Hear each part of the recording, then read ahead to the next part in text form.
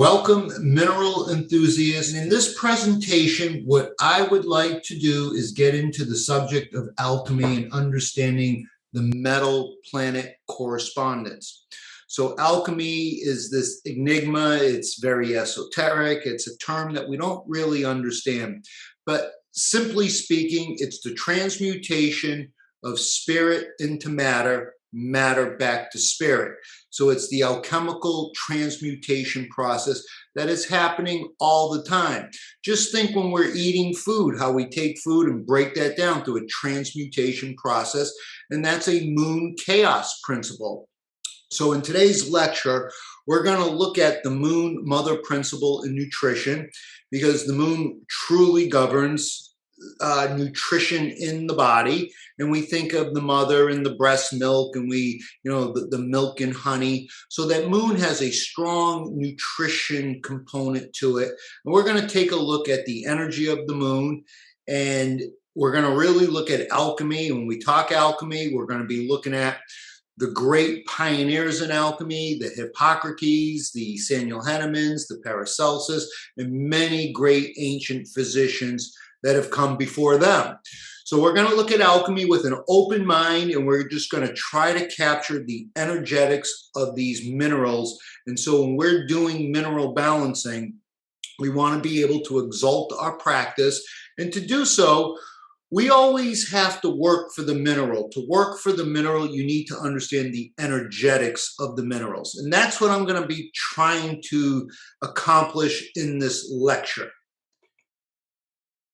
So we're going to be talking about in the mother principle of nutrition with the moon. We're going to look at moon bioenergetic cycles. We're going to look at, if you're born on a Monday, born in Cancer, if you're in a moon cycle, if you're in you could be in a Mars cycle, but then you're going to have 1 year in that moon Mars cycle. So we're going to be looking at different cycles. We're going to look at moon minerals and hair analysis. We're going to look at the moon in the stomach, and we're going to look at moon and reproduction and breast health, and moon in the menses. And moon in the menses is huge, and we're going to dig deep into that. And moon in the pineal gland, and we will absolutely hit that one pretty hard. And just overall, the mind reflection of the unconscious, that moon energy. So that's going to be the basic gist of this presentation, and let's move forward. But before we can really get into the whole moon energy, we got to start with the Magnificent Seven. So when we think of seven, which happens to be God's favorite number, as the universe was created in 7 days, hence the 7 orbs, the 7 days of the week, the 7 musical scales, the 7 chakras, the 7 endocrine glands, the 7 sins, the 7 virtues, the 7 colors in the rainbow, and the 7 cervical vertebrae, the 7 layers of skin. Even when you go to Vegas, you're rolling the dice for that magic 7.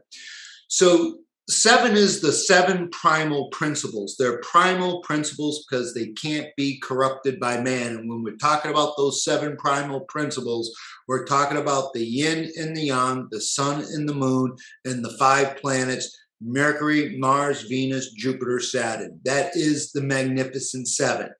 And each planet is associated with the day of the week, and Monday is the moon. So we're going to be looking at the moon Monday. All you had to do, even in the word Monday, just needed to add an O. So we're going to be looking at this Magnificent Seven. We're going to look at the 7 alchemical metals. This is the classic in alchemy. But we're also going to look at the 7 macro minerals. The 7 macro minerals, we have the 3 anions: phosphorus, sulfur, and chloride. Those are your negative anions on the right of the periodic table. And to the left of the periodic table, we have the Fab 4: sodium, potassium, calcium, magnesium. Those are your cations. There we see within the 7 always presents itself with a 3-4 harmonics. And we see the 7 macro minerals, how the sun is magnesium, and that's the magnetic, majestic, magical, Magdalene energy of the sun, where gold is the masculine energy and hydrogen would be the neutral energy of the sun. The moon is silver from an alchemical perspective, and we're going to look at that. Mars is the red planet. What makes your blood red? Of course, that's iron. Mercury is mercury. Jupiter is tin. Venus is copper. And Saturn is lead. And then the macro minerals we see, sun is magnesium. Monday, the moon is sodium. Mars is potassium. That's the potash, the fire. Mercury is a quick planet. Phosphorus and ATP is a very quick energy. Sulfur, we're going to really look at sulfur, Jupiter, and sulfation. Venus is chloride from a macro mineral perspective, and how chloride is cleaning up the waters, as Venus is the daughter to the moon. And those are your two feminine energies in the solar system. Saturn is calcium. We're going to see that lead-calcium relationship, how lead displaces calcium from the bones, and how important calcium is with the themes of Saturn. So that's going to be the basic presentation as we move forward, but we're going to get into 7-year cycles. The first cycle we enter is the moon. So the moment you take your first breath, you're in a double moon, and then you're going to go into a moon Saturn, a moon Jupiter, so forth. And then when you hit your 7th birthday, you're going into a Mercury cycle. Mercury is communication, it's intelligence, it rules the respiratory system, it's all the sinus, the ears, the eyes, ears, nose, throat, and all the entire respiratory system. But really it's communication, as we see the child, Curious George, wanting to communicate, starting to read books, starting to write. And this is the learning cycle as they, engage in communication. And if we see when the child hits this cycle, if we see developmental delays, we can come in, we can support it nutritionally, from a mineral perspective, from a homeopathic tissue salt perspective. We have lots of things to do to help a child when we see this cycle not where we want it to be, when there is developmental delays. Of course, when you hit 14, puberty comes online. This is when we see the craziness in the teenagers, and that's the first copper timeline. And we know how copper affects the adrenaline, the dopamine, so it's got this strong energy in the brain. And we can absolutely see this with the hormones gone crazy as that, as that puberty cycle comes online. We can absolutely see how the teenagers are going crazy in this period, and partly it's due to the hormones and that copper relationship. And we can come in and support this cycle with classic, of course, we're always focused on mineral balancing, but when we see someone struggling in this period, whether they're struggling with dating, and they have low self-esteem, low self-confidence, not good enough, not pretty enough. Maybe they're confused about their gender roles. Maybe they're just very intimidated about the opposite sex, the same sex. We see a lot of issues in this cycle. So we can come in with, many, many strategies and nutrients and homeopathics to help support this cycle. And then as we hit 21, we're going to go into 3 sun-year cycles. We have, the first one is the sunrise, the sunset, the midday sun, and the sunset. So that's a 21-year cycle. And the sun represents our ego. It represents how we present ourselves to the world. It's, we put on our best clothes, our best face, and we go out to the world to present ourselves as we are with our ego. And this is, in these cycles, this is where we're really finding our passion, because this is the heart center. The sun is, the heart. And so everything rotates around the sun. Everything has to rotate around our heart. And this is where we find our careers. We find our, passions, our hobbies, usually our first loves. We probably get married in these cycles. We have children in these cycles, careers in these cycles. So this is a great cycle where we start to really see our development shining. And then when we hit 42 years of age, we're going to enter into a Mars cycle. And Mars rules the muscles, the tendons, the ligaments, but it rules your immune system, and it rules the gallbladder. And so that's where we can see when that Mars energy gets distorted. We can see the gall of life, the bilious temperaments. and we see that excessive Mars energy, or we see the suppressed Mars energy. And it's funny, at this cycle, this is when most gallbladders are yanked out. From a mineral practitioner point of view, we're doing everything to make sure that gallbladder is functioning and staying in our body, where we're not cutting it out. We also see in this age cycle from 42 to 49, we're seeing, the autoimmune diseases starting to present itself, the low back syndromes, the neck and shoulders. So we see a lot of things that we can support when we enter into this cycle. And again, with that autoimmune diseases we see cropping up in this cycle. Then when we hit 49 years of age, we enter into a Jupiter cycle. That Jupiter cycle, we know Jupiter is the largest planet in the solar system, and that corresponds to the largest organ in us, which is the liver. So Jupiter is that, growth and expansion, and hopefully we're growing and expanding in consciousness. When that Jupiter energy goes offline and it gets distorted and confused, the hormones, the liver is running all the hormones. It's where they all get conjugated. It's running all the digestive stuff.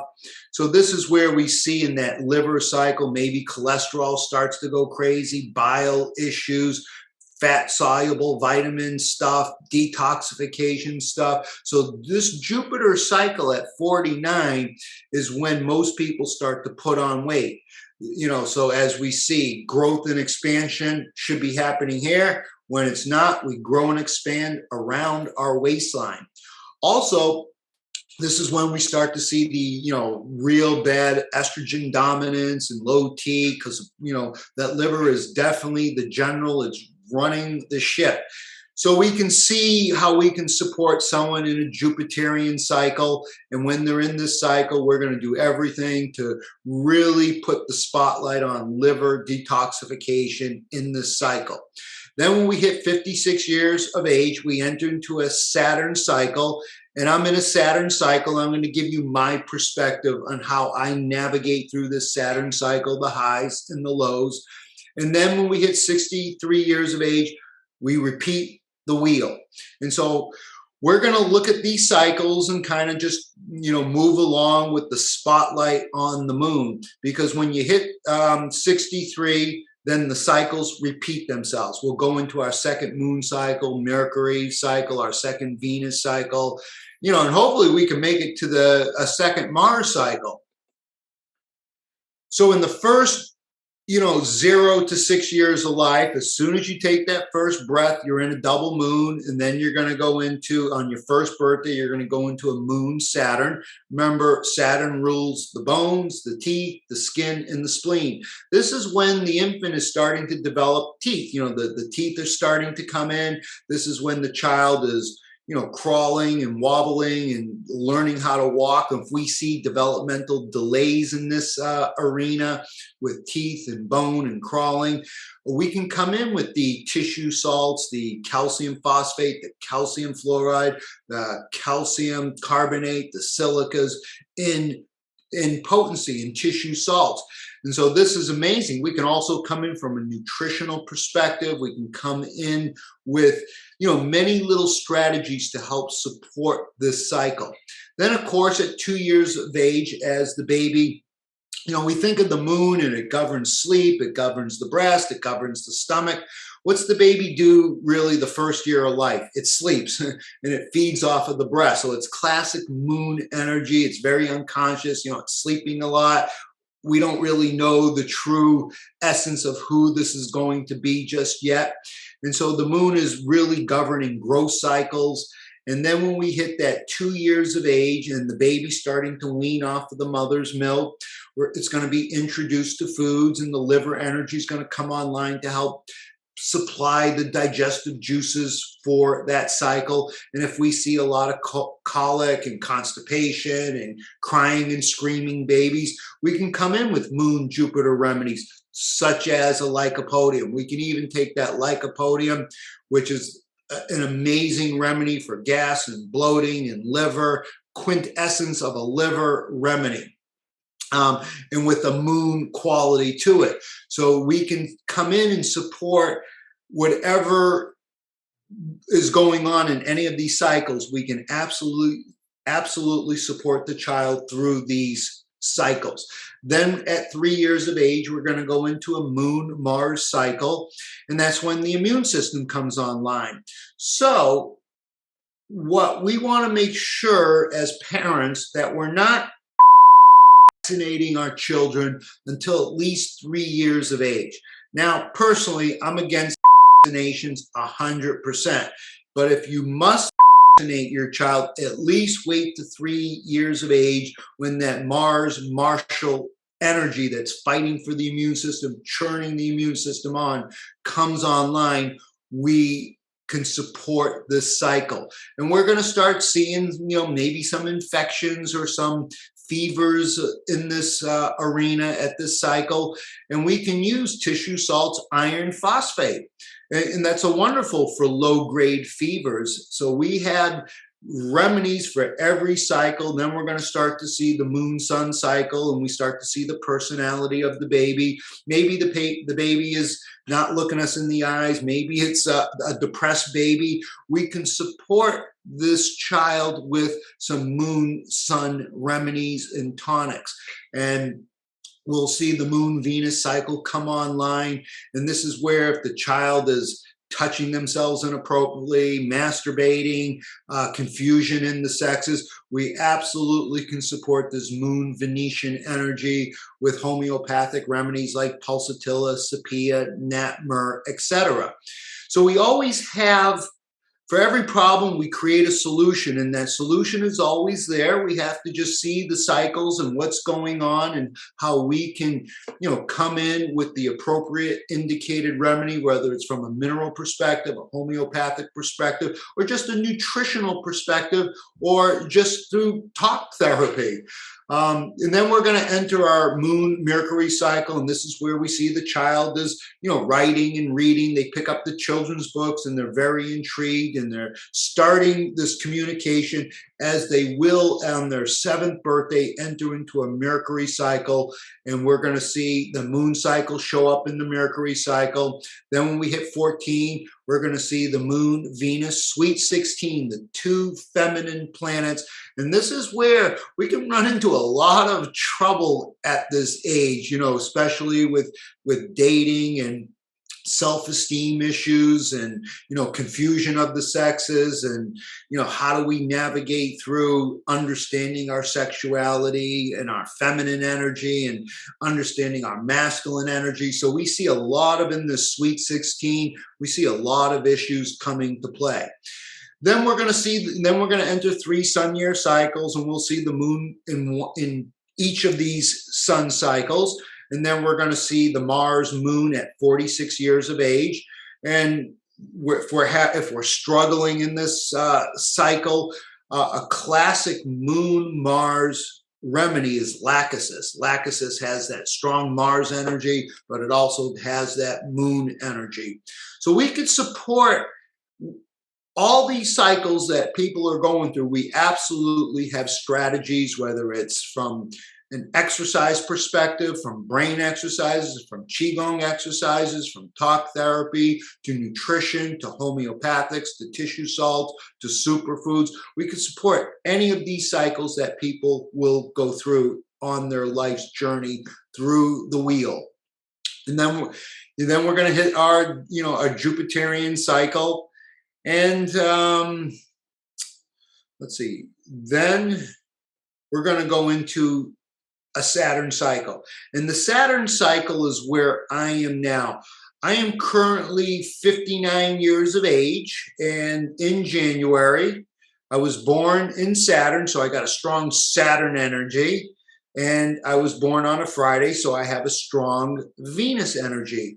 So Venus or Saturn and Venus have always been my gift and my curse. And so with the Saturn energy, I've had teeth and dental issues the first 0 to 12 years of my life. I was at the dentist practically every day, getting every tooth drilled and billed and braces and loss of teeth, knocked out teeth. So horrible dental health. So I know when I enter into a Saturn cycle, I'm thinking my teeth because that's my weakness.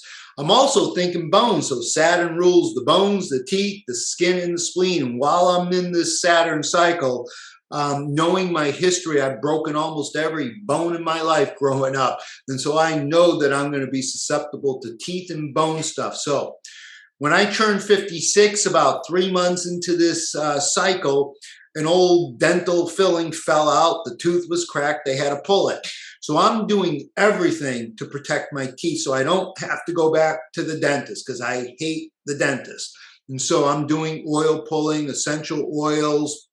I'm doing my silica, my calcium. So I'm really paying attention to my teeth in this cycle. And then when I hit 58 years of age, we had a Mars is that martial energy. You see a lot of traumas with Mars, sports injuries, car stuff, falling, tripping. You see a lot of Mars energy. And when Saturn hit Mars, or Mars, that quick impulse of Mars, hit that order and structure, that's when I broke the bone.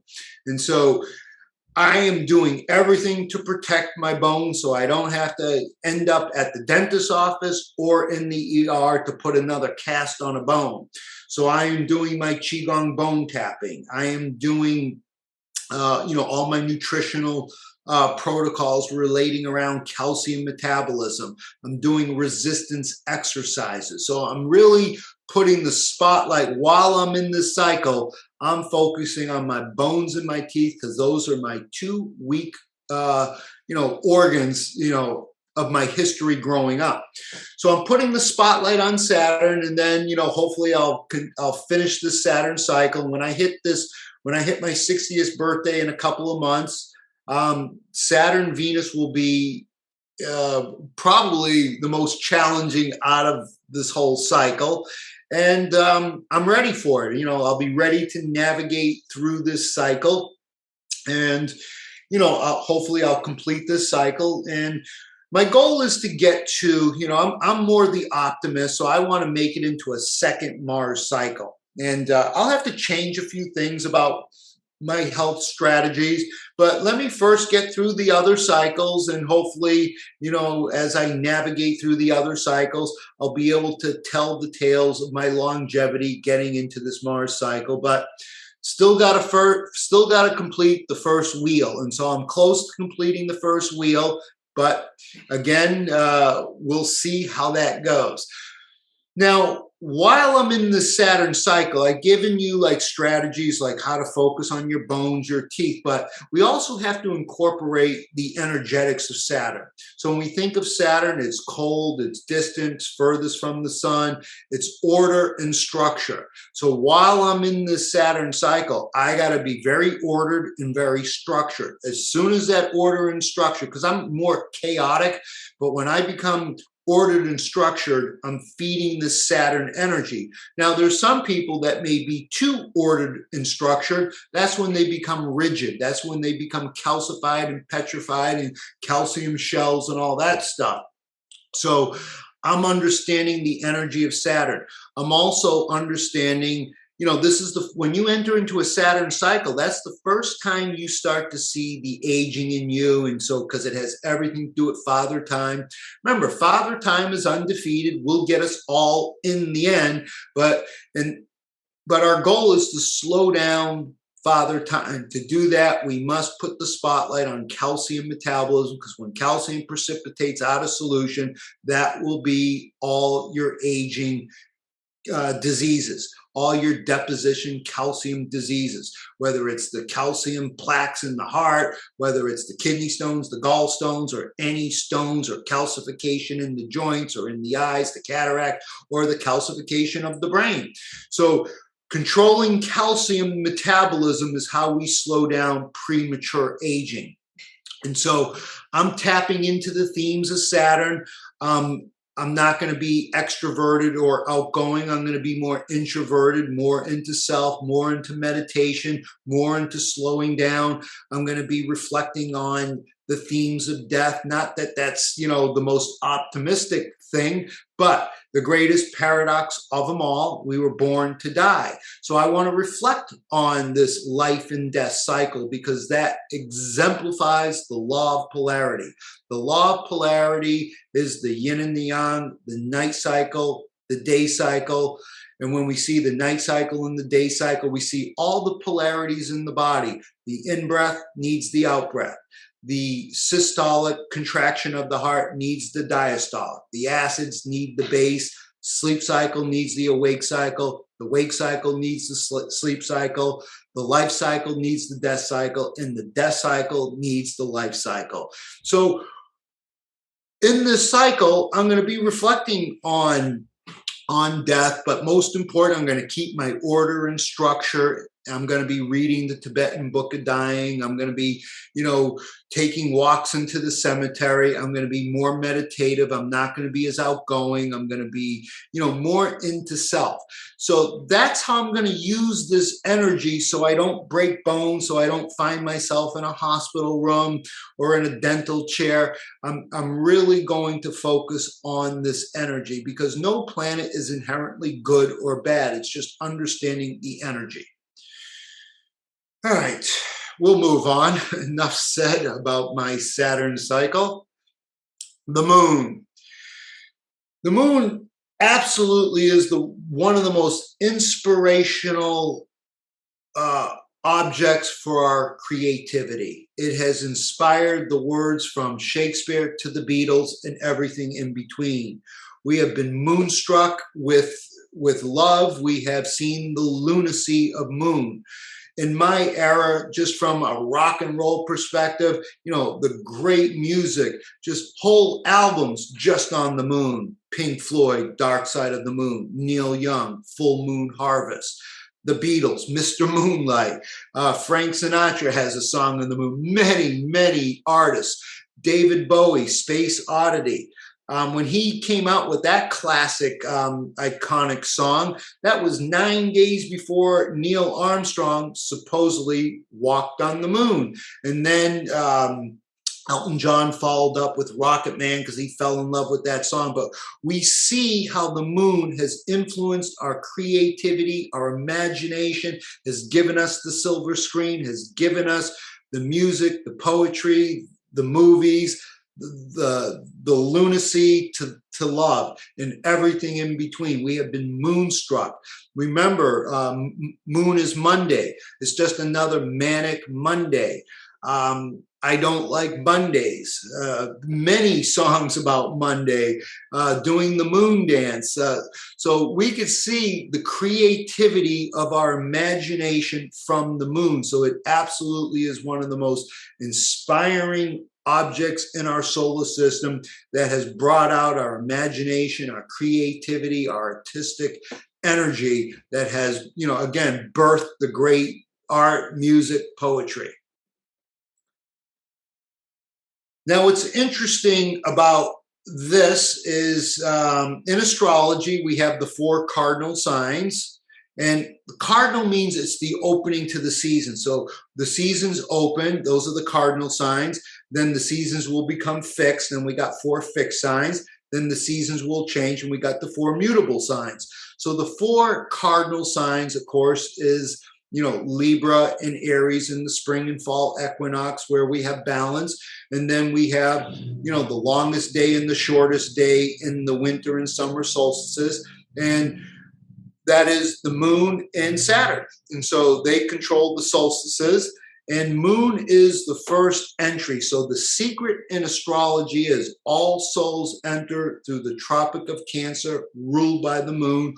All souls depart through the Tropic of Capricorn, ruled by Saturn. That's why we say Saturn is always associated with death and darkness and father time, aging, and all that stuff. And so we can see the first cycle we enter is into the moon, and that's the silver cord. That's the umbilical cord of the moon as we enter into the earth, and that's the umbilicus cord that connects us to the earth and to the heavens. And that's why silver is the most electro metal on the periodic table. It moves electrons more so than any other element on the table. Copper is number 2, silver is number 1. The electricians use copper because silver is too expensive. And so we can see that we enter into this cycle through the moon and we depart through Saturn. And that's why Saturn is the last cycle we enter when we hit, as we go through this wheel, and the moon is the first cycle we enter through that silver cord. We also have daily organ clocks, and basically we take the magic 7, divide it by 24, and we have 3 hours and 25 minutes in each cycle. So the first hour of the day, 12 a.m., that is the witching hour. That's transmutation, and that's when we're going from the conscious cycle into the unconscious, into the dream world. And this is where the brain is recharging and healing, and hopefully we're getting great sleep in this cycle. In this witching hour, we see it with the vampires, we see it with the werewolves, we see the Cinderella, and that's the transmutation. That's the alchemical process of going from the day cycle into the night cycle. And in the night cycle is where the brain regenerates. The greatest nutrient for mineral balancing is sleep, because that's where the minerals are stocking up. And so we'll go more into that, but then when we hit 3:25, we go into that Mercury lung hour, and that's where we see a lot of respiratory stuff with the children, and the coughs and the whooping coughs and the sinus and all that stuff. And we can come in with remedies when we hear children are waking up with the coughs at 4 a.m., and we can come in with the right indicated remedies. And then around 7 a.m., 6:51 exactly, we go into that kidney Venus copper cycle, and that's all the water element. What are we doing? We're bathing. We're bathing, going to the bathroom. You can see the symbol for kidney. That's we're holding the mirror. And so we're doing a lot of beauty things, makeup, hair, all that washing and bathing, all that kidney stuff in this cycle. And then we put on our best face, and we can head out into the earth and head out to the world. And that's where we see we're presenting our ego to the world, and we come out and we go to our work and school and school and all that stuff, and we're presenting ourselves, and this is the ego part. And then at 1:42 we enter into a Mars cycle, and we could see people that have a weak Mars constitution, usually they got to take a nap somewhere between 1:42 and 5. They'll get that drop in energy, and they need the nap, usually typically after lunch or something like that. We can see a lot of road rage at this time. We can also see this would be a good time to get your workout in, to get that Martial Mars energy, to hit the gym in this time. So we can prepare for the great liver hour, where we're going to eat our biggest meal, so we can start preparing for the digestive juices. And this would be a good time to take our bitters and our tonics to help support the biggest meal. And so we can digest our food intelligently. And then we absolutely want to stop eating around 8:30 so we can prepare for that Saturn slowing down energy. And then remember, sleep is death's little cousin. So we're preparing for that cycle, and there's that Saturn theme, and then we can get into that sleep. Then we get into that great regenerative cycle. So that's the daily organ clock, where we can use nutrients to support the kidneys at this time. We can use remedies to support, that Mars blood cycle. So we can support any of these cycles, hours of the day, with nutrients and remedies and tissue salts, etc. We even have the classic, seasonal clock. And we know on the winter solstice, from our perspective in America, and this is going to be the longest the longest darkness, the longest night, the least daylight, and people are greatly affected by this. We see the lethargy, maybe the insomnias, maybe the depressions. So we can support people with a lot of moon remedies when we enter into this cycle, especially with the seasonal affective disorders, because we need light. We are light beings.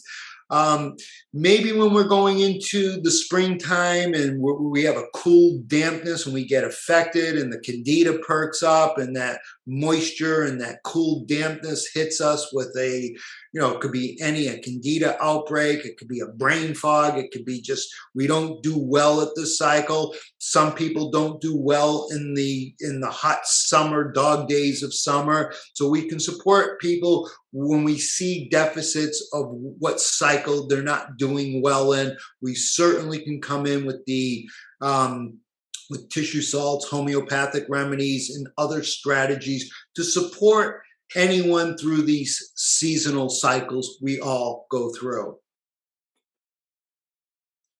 The 7 metals of alchemy, so this is the classic 7 metals of alchemy. Sun is the gold. That's the masculine energy of the sun. The moon is the silver. That's, we'll talk about this. Mars is iron. And if we see someone that, maybe someone was born on a Tuesday. So what do we do on Tuesdays? We vote on Tuesdays, presidential speeches on Tuesdays. 9/11 was on a Tuesday, so we got a lot of this Mars energy from declarations of war on Tuesdays, the presidential speeches, the voting on Tuesday, 9/11. That's that martial energy. So let's say we see someone that was born on a Tuesday, someone born in Aries, someone born in Pluto. They have this Mars energy. We can support them when we see that, maybe they're not as competitive as they should. Maybe because they're in adrenal burnout, they don't have the energy. We can come in with many, many Mars energy remedies from a homeopathic, tissue salt, mineral perspective, superfood perspective to support this energy.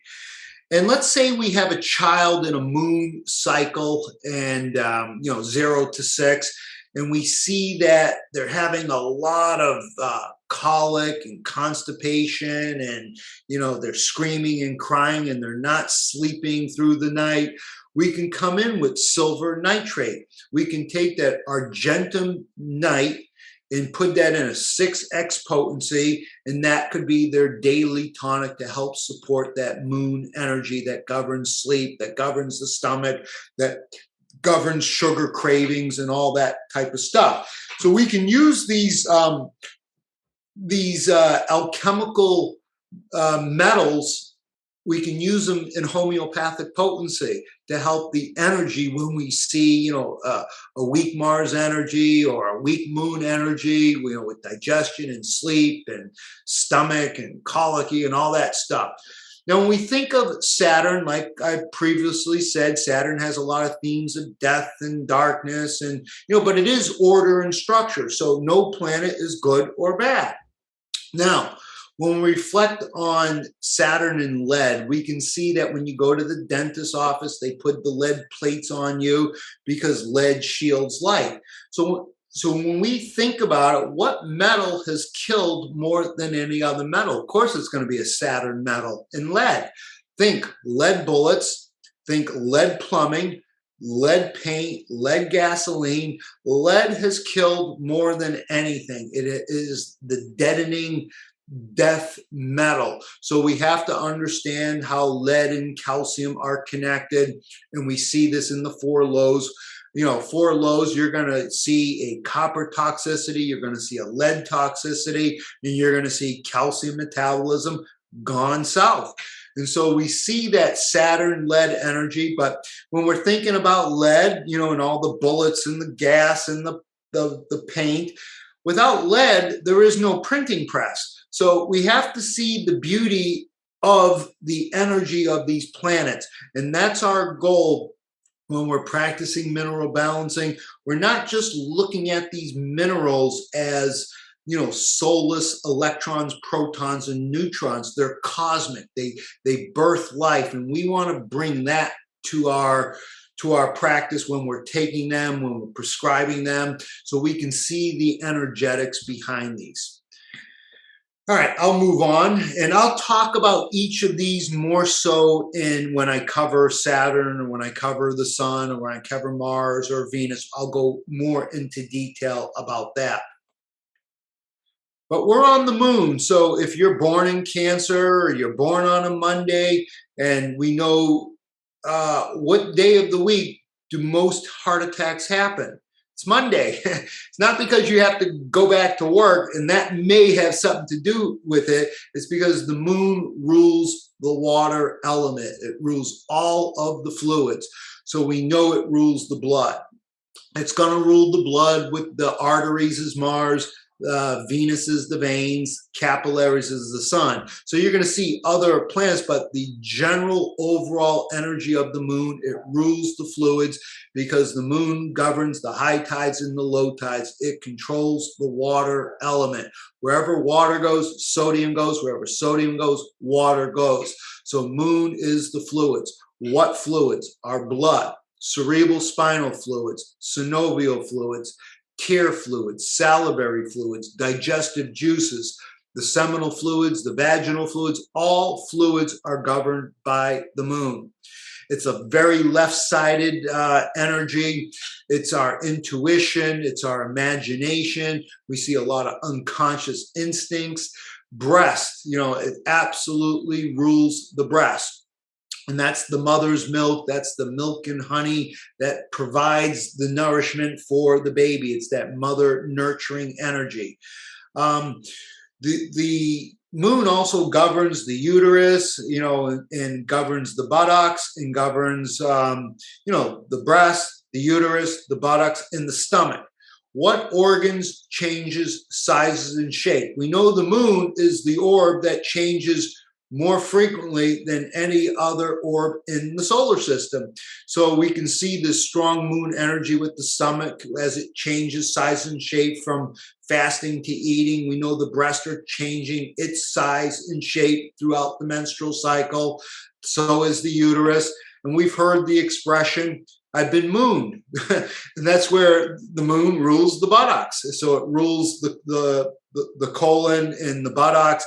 And we see it absolutely rules the pineal gland. It's that third eye, that sacred eye. And then you're going to see this trinity of the pineal gland, its connection to the hypothalamus, and its connection to the pituitary. That's the trinity of the brain and that circuitry that runs everything in the body. We know the moon rules the sleep and the dreams, and when we see we're having insomnia or we're having nightmares or sleepwalking, we got to think moon. The moon controls the hunger, and that's also co-ruled by Jupiter. So when we see hunger and thirst, we're going to think moon, we're going to think Jupiter. When we're thinking sex and ovaries and testes, we're thinking Venus, we're thinking Mars, we're thinking the moon. But the moon is the mother, and so we're understanding how moon is governing all of the fluids in the body, and especially with reproduction, and especially with PMS and menstrual cycles and sex. Moon psychology, moon people are very receptive, very sensitive, but they can be more prone to the anxieties and fears, especially, if you have a strong moon energy, or born on a full moon, or born on a Monday, or born on a new moon, or you're born in Cancer on a full moon. We're going to start seeing some of the anxiety and fears. That's when the moon goes offline. It brings out the lunacy and, all that craziness and monsters and energy like that, and we can go into panic attacks and phobias. And then if that eventually isn't dealt with, we get into the insanity and the manias. Absolutely has a huge player in habits and addictions. So the pineal and the habenula of the pineal, the stalk of the pineal, you have a lateral tract that is strongly been studied with addictions and pain and all that. So we can see all these addictions, whether we're addicted to sex or to food or to drugs, prescribed drugs, street drugs, And classically, the classic moon herb is cannabis. So cannabis, when we smoke the good weed, it makes us a little sleepy. So we see that moon energy. When we smoke the good weed, it makes us a little hungry. So we see that energy. We smoke the good herb, it makes us a little bit horny. So we see that energy. So if we are going to smoke weed, make sure you're smoking only like on, the full moon, maybe the day before the full moon or the day after, and then use the CBD throughout the entire moon cycle. But the cannabis with the THC, you want to be careful with, and maybe like 3 times out of the moon cycle, you can hit the good weed. But it can also bring out the anxiety and the fears as well. I've heard people smoking weed and they get horrible anxiety and fear, so they don't smoke the weed, but then they miss some of the benefits of it. So we want to use that weed to bring out our creativity, to bring out that moon energy. A lot of movies and songs were written while smoking the good herb, so we can't abuse it. It's not something to wake and bake. And so when you see people waking up and smoking weed early in the day, only when the sun sets. If you have to smoke, only when the sun sets, preferably only around the full moon. And then you use the CBD oils throughout the whole cycle. So we also see dreams, imaginations, and so it's got that strong energy in our mind with everything from our memory to our creativity to our desires.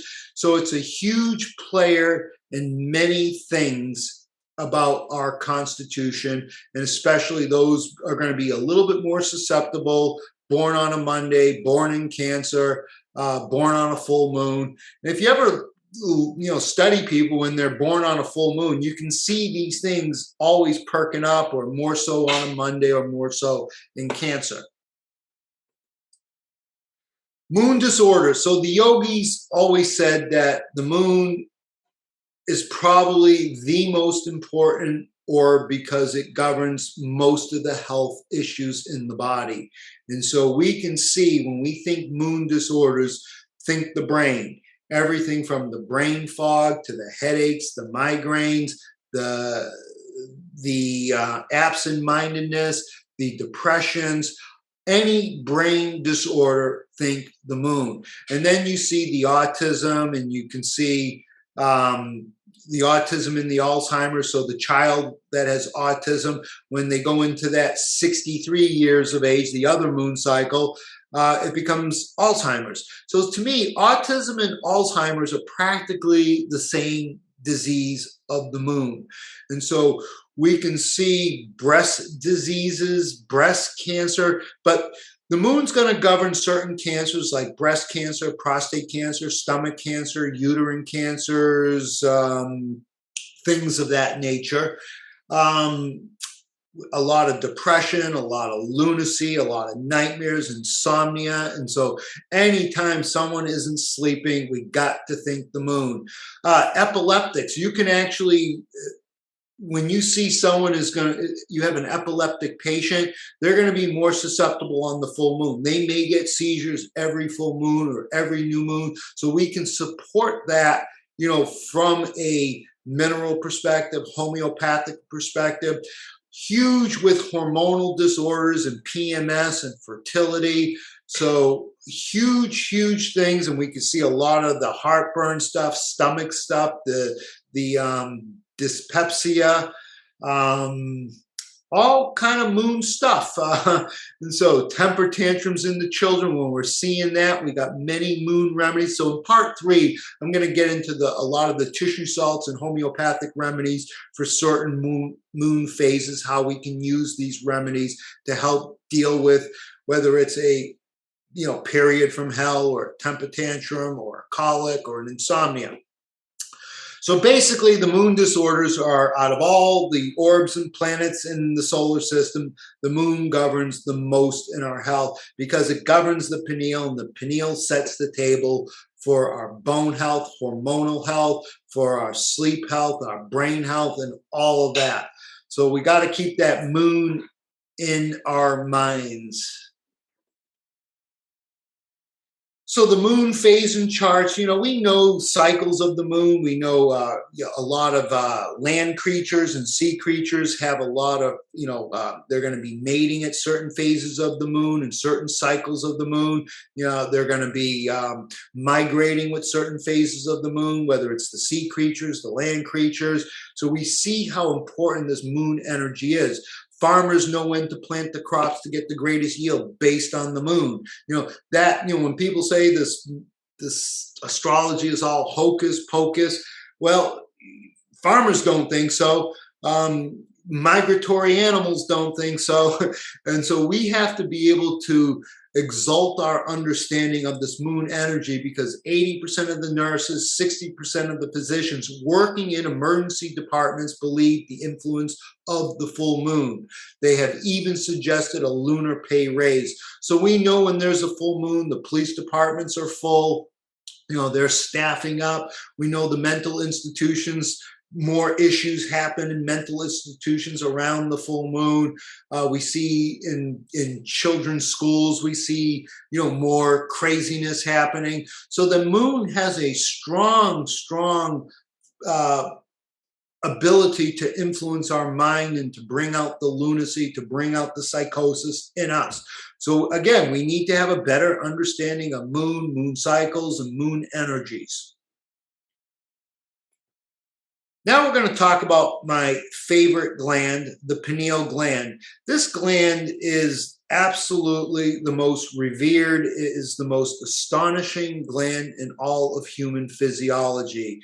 It's the prodigious gland that really science doesn't truly understand to where it should. The ancients have always understood how important the pineal gland is. So a lot of the adepts, a lot of the wise men of antiquity, a lot of the shamans, a lot of the spiritual leaders of old understood how important the pineal gland is. And so we need to have more of a reverence for this gland, and we need to exalt our understanding of it, because this is really controlling a lot of the issues we're seeing from a health perspective. So let's talk about the pineal gland. First, it's housed in the diencephalon. So when we talk about the diencephalon, that's considered the primitive brain, the ancient brain, the reptilian brain. And it's made up of the thalamus, the hypothalamus, and the epithalamus. The epithalamus consists of the pineal gland and the habenula.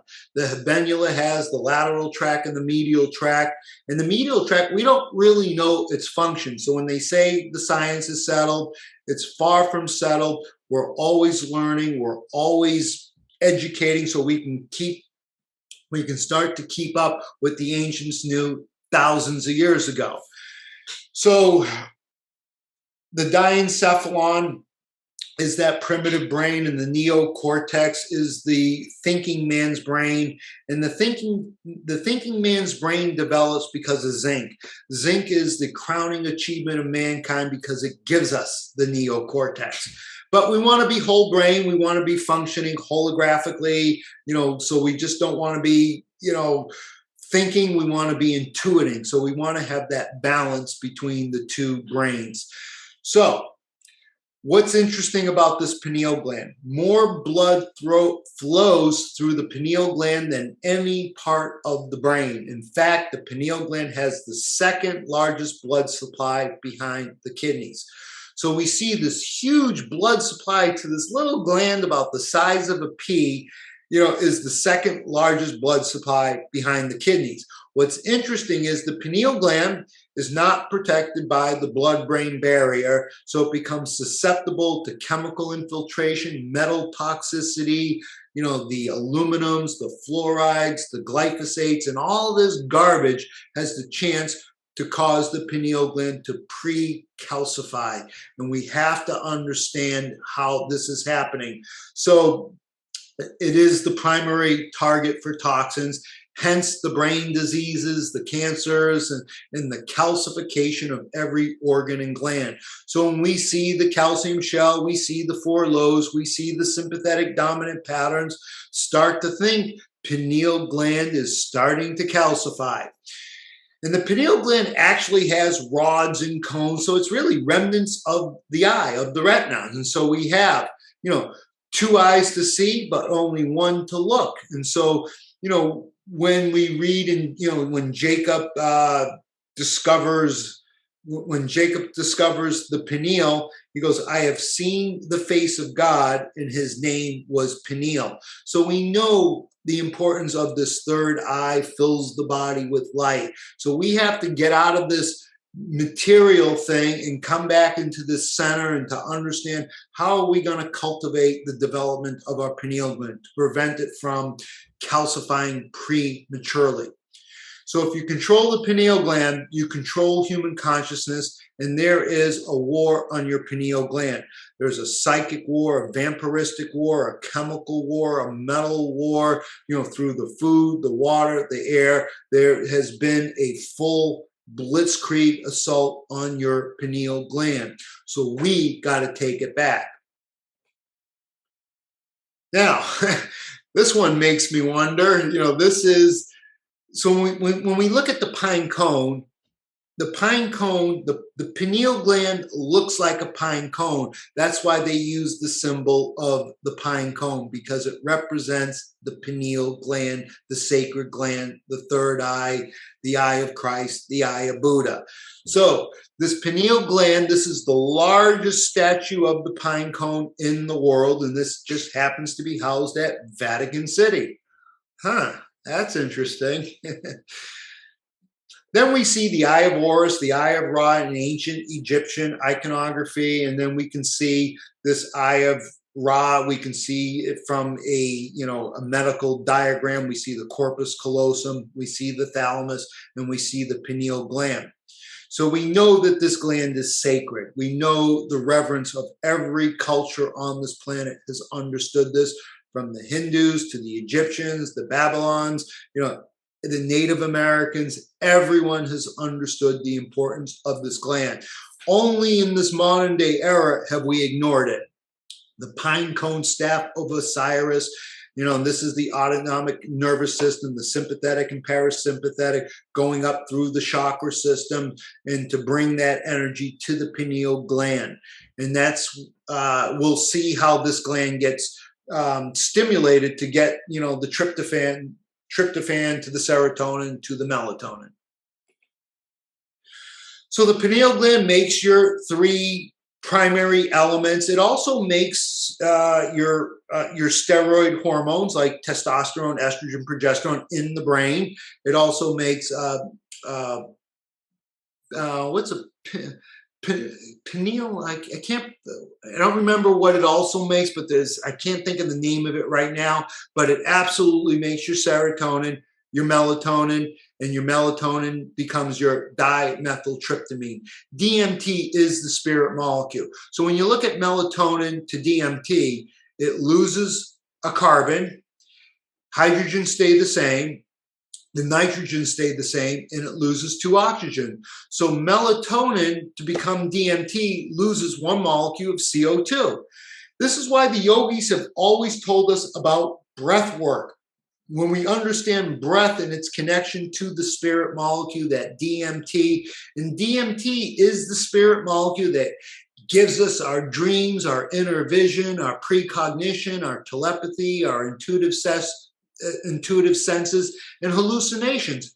It's the most potent psychedelic compound known to man, and that's why we hear the ayahuasca, the magic mushrooms, but your pineal gland naturally makes it. So we need to be able to understand, how do we control our dreams, our imagination, so the silver screen isn't controlling it. So we control our dreams and our vision without it being manipulated. So DMT is involved in many psychiatric disorders, from autism to schizophrenia. My working hypothesis is because of the pre-calcification of the pineal gland, it's causing the DMT to be circulated in the day cycle, and then it's causing the kids to hear voices. They're seeing things, they're disconnected, they're banging their heads with all voices and sounds and light sensitivities. And it's really like a bad trip for these kids, because that pineal gland is Precalcifying. All right. Chemical analysis of the pineal gland contains calcium carbonate, calcium phosphate, magnesium phosphate, and magnetite. Magnetite is fascinating because basically it's iron and oxygen. It's the ferrous iron, the ferric iron with oxygen, creating the crystal in the brain.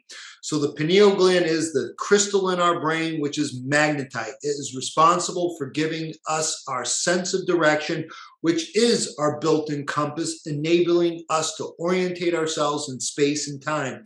It is the most magnetic of all the natural occurring minerals on Earth. Allows us to detect electromagnetic fields of the Earth. By connecting with the electromagnetic fields of the Earth, we can tap into a hidden and forgotten power. And this is vital to migratory animals and humans.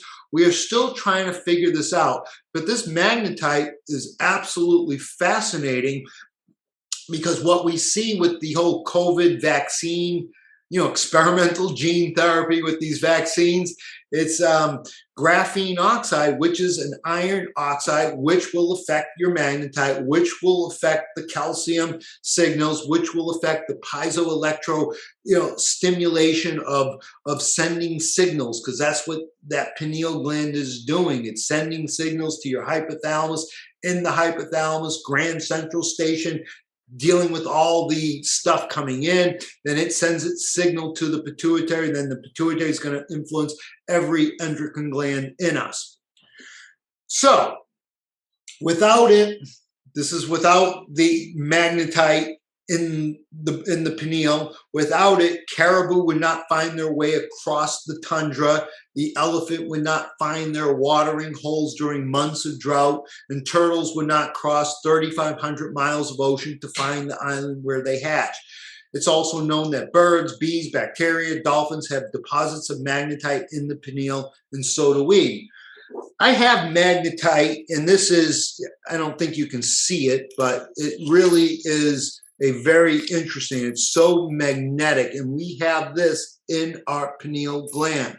And this is, it's one of the more amazing things. And again, it becomes susceptible to chemical and metal and glyphosates and fluoride. So we got to be careful in how do we protect this precious sacred gland.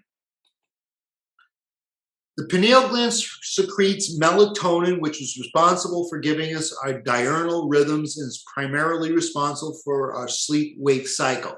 Now, in early childhood, melatonin is abundant, mainly to inhibit sexual maturation. So we see the precocious puberty. We see the young girls, getting their periods at 10, 11, because this pineal gland has pre-calcified and it's preventing the melatonin from holding, and then as a result, in early childhood, melatonin should be abundant, but to inhibit the sexual maturation. At puberty, the hormone melatonin is reduced, and then DHEA, the longevity hormone made by your adrenals, made by your brain, comes online. So DHEA has 150 jobs. We know it's going to make your testosterone, but what about all the other signaling molecules of this longevity hormone? DHEA passes the baton to the melatonin for the night cycle. Melatonin passes the baton to DHEA for the day cycle. But DHEA is, when the adrenals send the signal to the liver, that's how we're going to regulate iron and copper. It will bind, will send the signal to the liver to bind the copper to ceruloplasmin, to metallothionein, or to albumin. So DHEA, that longevity hormone, we see on blood tests how it's always low. Now, DHEA and melatonin have to get sulfated. In fact, every adrenal hormone has to get sulfated. And we'll talk more about that as we move on. All right, so the pineal gland and melatonin, big, but we'll look at that a little bit more. The pineal gland, Fluoride is a ubiquitous vector of toxicity in the modern world. It actually calcifies this gland and literally turns it to stone. This is alarming. Currently, 53% of today's young adults ages 20 to 29 have visible CT scans of pineal gland calcification. And worse, 70% of the population 30 and above have visible pineal gland calcification. That should be alarming, because when the pineal gland calcifies, we know the connection to the hormones, we know the connection to bones, we know the connection to sleep, we know the connection to all the brain stuff. So we have to really keep that pineal gland in our radar. The most active research into fluoride toxicity is its ability to damage the brain, specifically the pineal gland. And this is from a book, as one toxicologist remarked on fluoride: if the stuff gets in the air, it's a pollutant. If it gets into the river, it's a pollutant. If it leaks into the landfill, it's a pollutant. But if it goes straight into your drinking water, it's a dental miracle. And so that's the sodium fluoride. Now, if they use calcium fluoride in homeopathic potency, that's where the smart money should be. The sodium fluoride is coming from the titans of industry, from weapons manufacturing, from the aluminum industry, from the organophosphate industries. They're producing a lot of this sodium fluoride. Instead of disposing it naturally, hey, let's just resell it back into the industries so they can dump it into your water, dump it into the Teflon, dump it into your clothes, dump it into your toothpaste, dump it into your pharmaceutical drugs.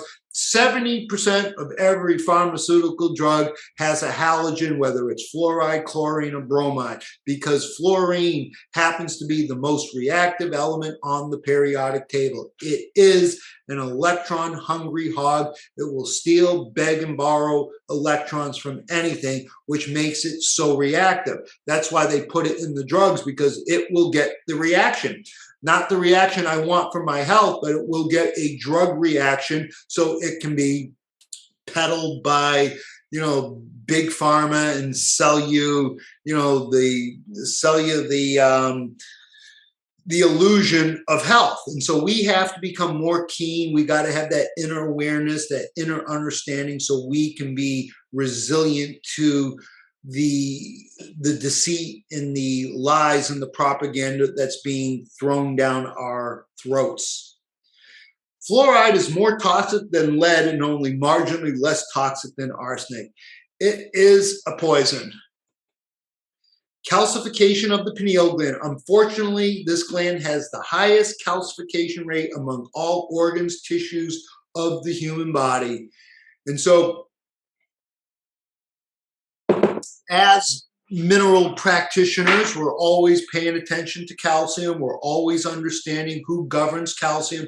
The adrenals, sodium, potassium, magnesium modulate calcium. So that's why we're always looking at those Fab Four, but we can't forget the anions of phosphorus, sulfur, and chloride. And that is a magnificent 7. Those are your 7 macro minerals. And when those 7 macro minerals go, when the transitional metals, your zinc, your copper, your manganese, your iron, your chromium, when the transitional metals are dealing with the acids, then eventually they'll start dipping into the macro minerals. When we dip into the macro minerals, we're going to pay the heavy price. Calcification deteriorates our intuitive thinking, thus resulting in a loss of connectedness. And we see we're connected to the iPhones and to the cell phones and to the laptops, but we're disconnected from nature. We're disconnected from other people. We're just so disconnected, and that's a pineal moon gland theme. Our loss of dreams and vision make us easier to control.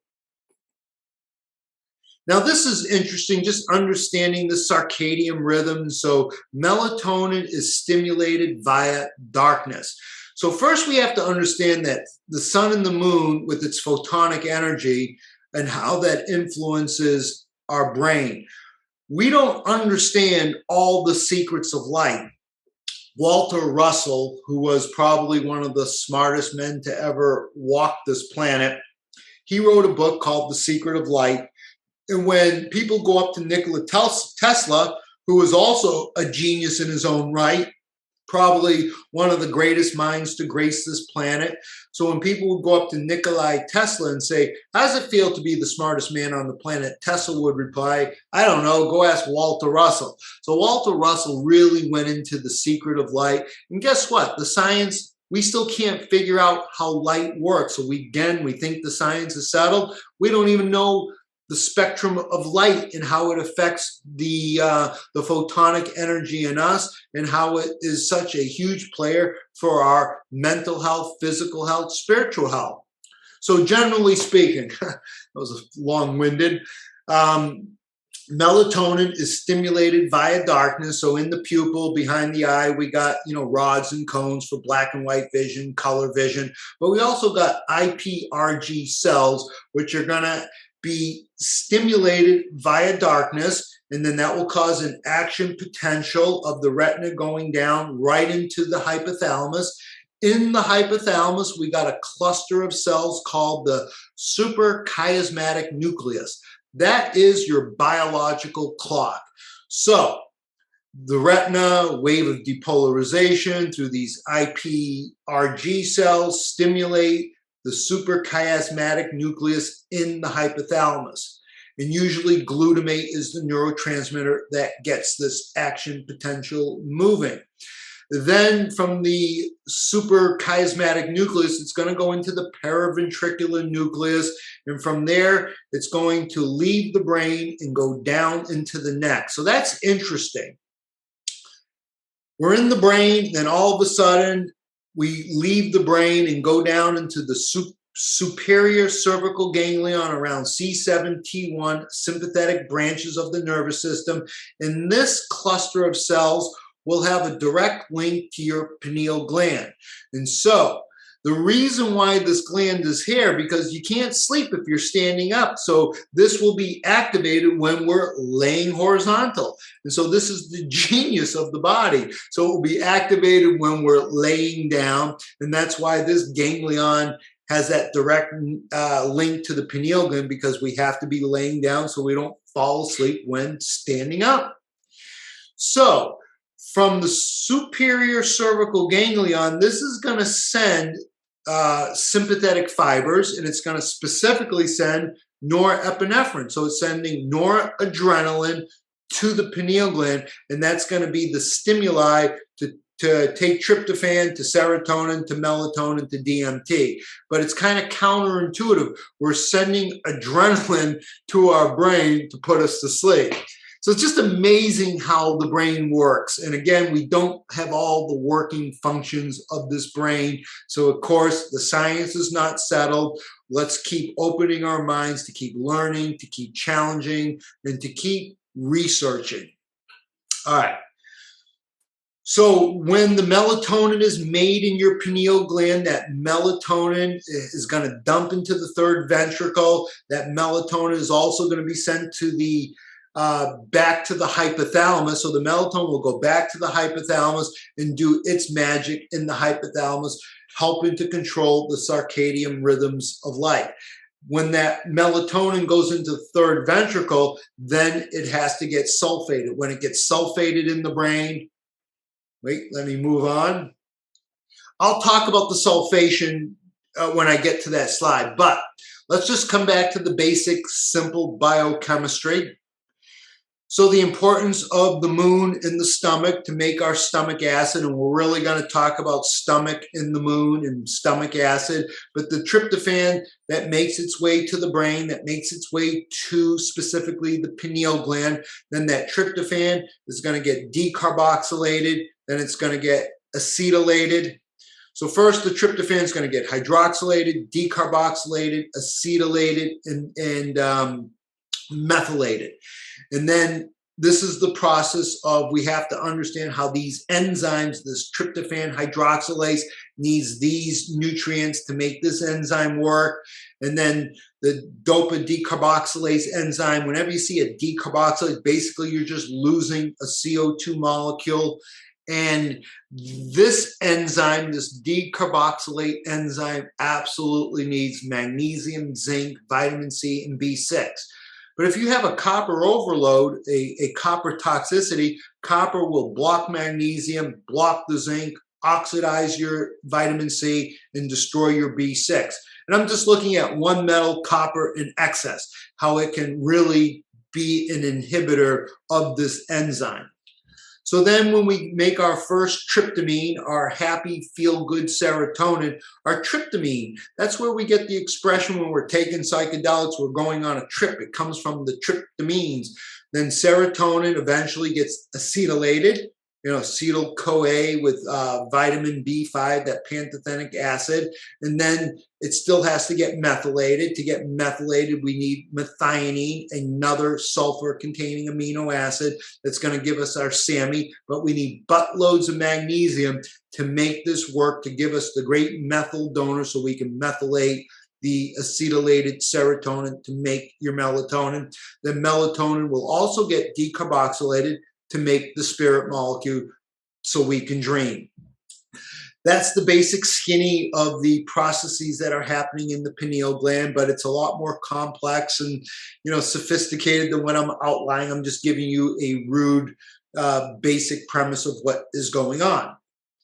Now, when we get to in part 2, we're going to get into the sulfation, we're going to get into zinc, we're going to get into sodium, into silver, how we can use these in a mineral balancing practice.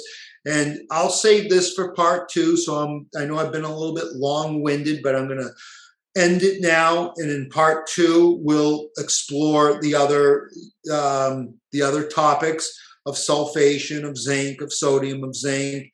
And then in part 3, we'll get more into, for the practitioners that want to maybe learn about tissue salts and homeopathic remedies to help deal with moon diseases and moon issues.